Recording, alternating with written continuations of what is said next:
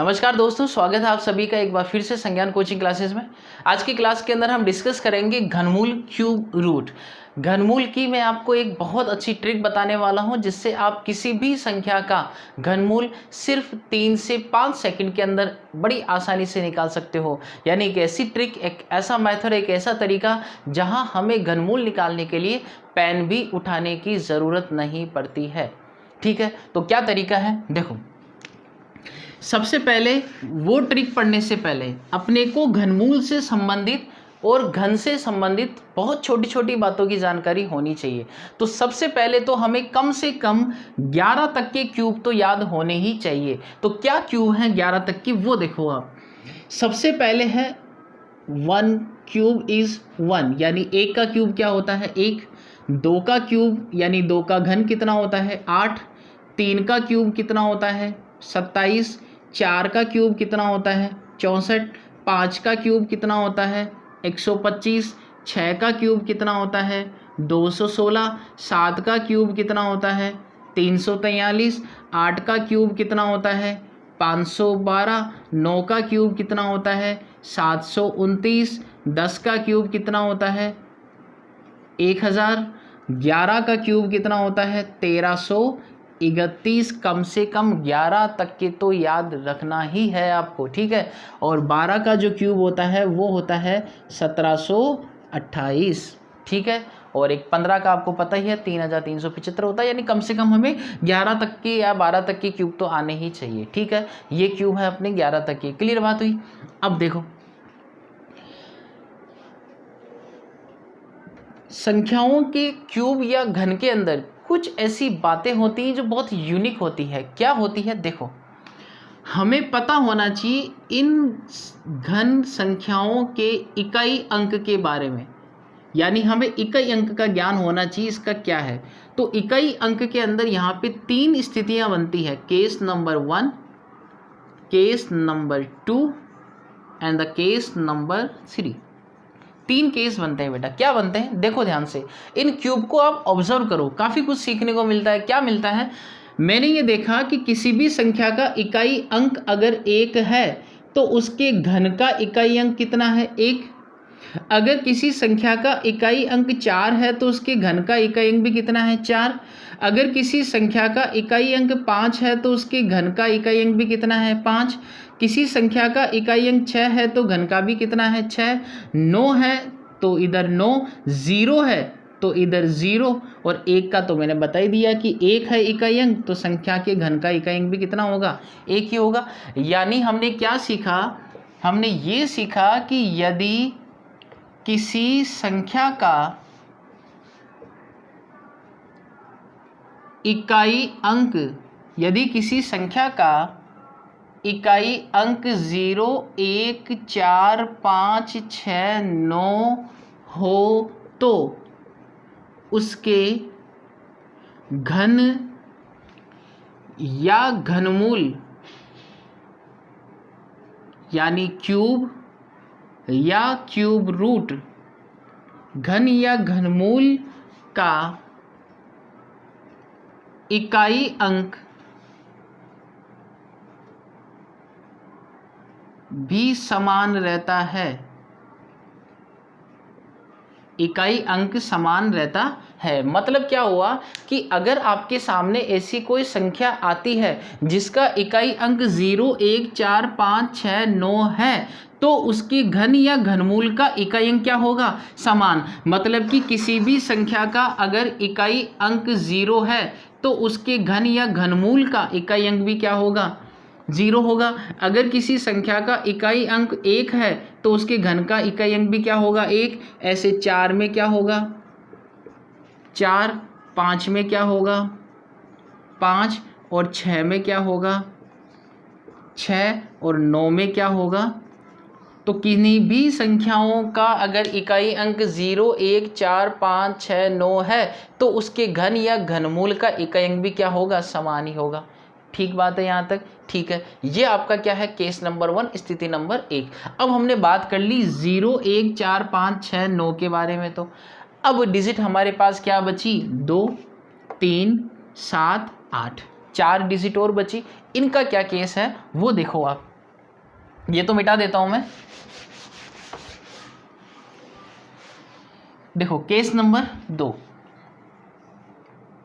अब हम बात करेंगे बेटा 2 और 8 के बारे में। तो 2 और 8 के बारे में आप यहाँ ध्यान से देखो, क्या देखने को मिल रहा है कि किसी भी संख्या का इकाई अंक अगर 2 है तो उसके घन का इकाई अंक कितना है? 8। ठीक बात। अगर किसी संख्या का इकाई अंक 8 है तो उसके घन का इकाई अंक कितना है? 2। तो उल्टा नियम चल रहा है, 2 है तो 8, 8 है तो 2, यानी कि हमारा 2 और 8 का क्या बन गया? जोड़ा बन गया। तो मैं कह सकता हूं कि किसी भी संख्या का इकाई अंक 2 है तो उसके घन या घनमूल का इकाई अंक 8 होगा, और अगर किसी संख्या का इकाई अंक 8 है तो उसके घन या घनमूल का इकाई अंक क्या होगा? 2। 2 है तो 8, 8 है तो 2। Clear. Case number 3, same pattern चलता है अपना किसमें? 3 में और 7 में।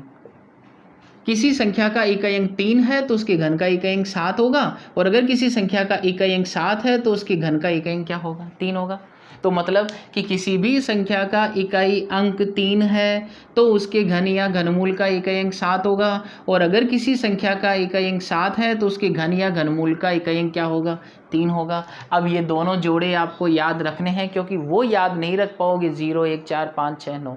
याद क्या रखना अपने को कि 2 8 का जोड़ा, 3 7 का जोड़ा। कैसे याद रखोगे? दोनों को जोड़ने पे 10, यहाँ भी दोनों को जोड़ने पे 10, तो 2 8 3 7 ये याद रह जाएगा। बाकी जो डिजिट बच गई उनमें सेम कंसेप्ट चलेगा, सेम डिजिट रिपीट होती। ठीक है, तो इसकी जानकारी आपको होनी चाहिए क्यूब रूट की ट्रिक सीखने से पहले। ठीक है, तो उम्मीद करूंगा यहाँ तक की बात आपके अच्छे से क्लियर हुई। ये तो क्यूब आपको आने चाहिए 11 12 तक के, और 3 बातें हमने सीख ली, 2 8 3 7 और बाकी में सेम डिजिट रिप्लाई। ठीक है, अब देखो, अब हम सीखते हैं अपनी ट्रिक। क्या ट्रिक है? तो सबसे पहले मैं कुछ संख्याएं लेता हूं। जैसे मैंने आपके सामने एक संख्या रख दी 10,648। अब इस तरीके से हम ज़्यादा आसानी से 6 अंकों तक की क्यूब याद कर सकते हैं। 1 अंक से लेके 6 अंकों तक की संख्याओं के क्यूब आप बहुत आसानी से इससे फाइंड कर सकते हो। हालांकि 6 के ऊपर भी अगर अंक चले जाएं तो भी हम निकाल तो सकते हैं, लेकिन ज़्यादा आसान रहता है ये 6 अंकों तक। क्लियर।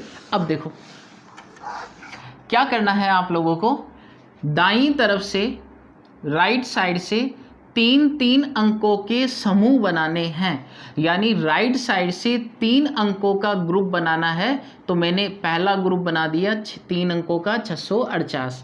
ठीक है, अब पहला ग्रुप बनाने के बाद जो भी नंबर बचे वो इस तरफ, जो भी डिजिट या जो भी नंबर बचे वो आपका किस में चला जाएगा? वो आपका सेकंड ग्रुप में चला जाएगा। बात समझ आ रही मेरी? मैंने क्या बोला कि राइट साइड से 3 अंकों का समूह बनाना है, पहला ग्रुप बन गया, बाकी जो बचेगा वो सेकंड ग्रुप के अंदर चला जाएगा। क्लियर बात है?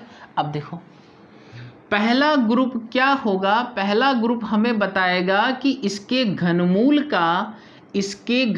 का इकाई अंक, पहला ग्रुप हमें बताएगा इकाई अंक। तो पहले ग्रुप में या संख्या का इकाई अंक कितना है? 8। तो हमने क्या कंसेप्ट सीखा अभी कि अगर किसी संख्या का इकाई अंक 8 है तो उसके घनमूल का इकाई अंक कितना होगा? 2 होगा। इसका मतलब कि इस संख्या के घनमूल का इकाई अंक कितना है? 2। फिक्स हो गया इकाई अंक।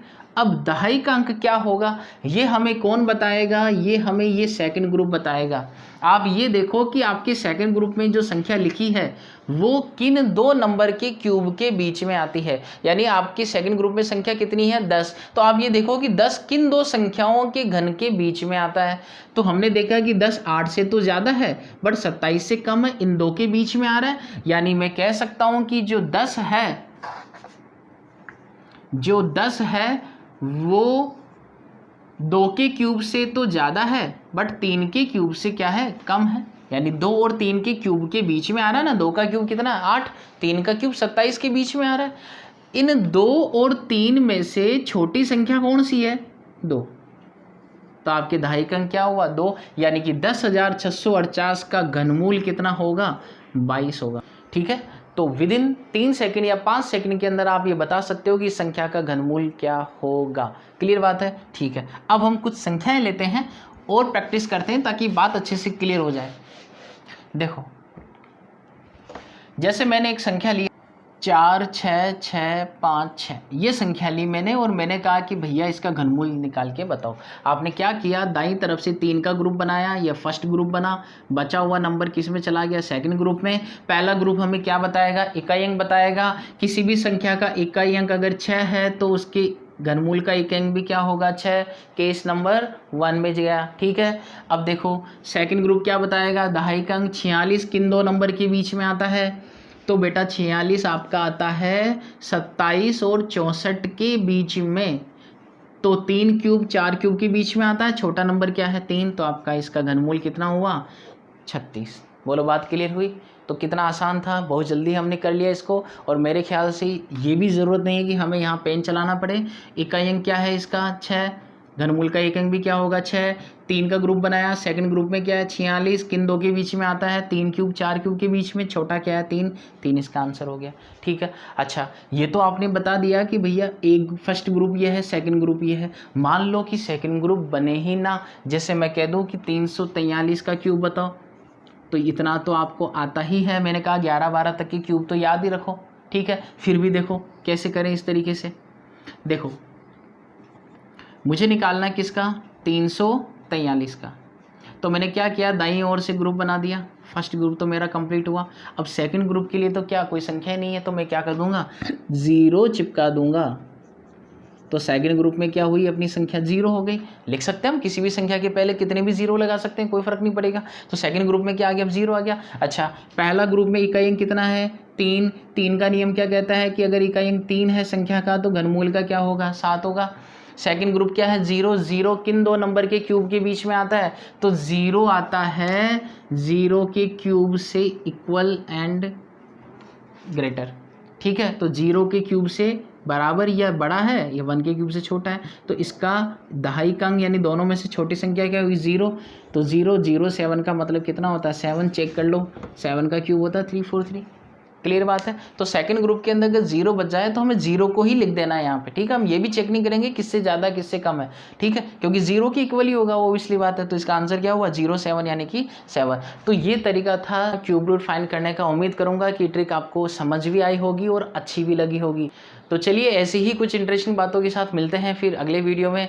तब तक के लिए good luck and good bye.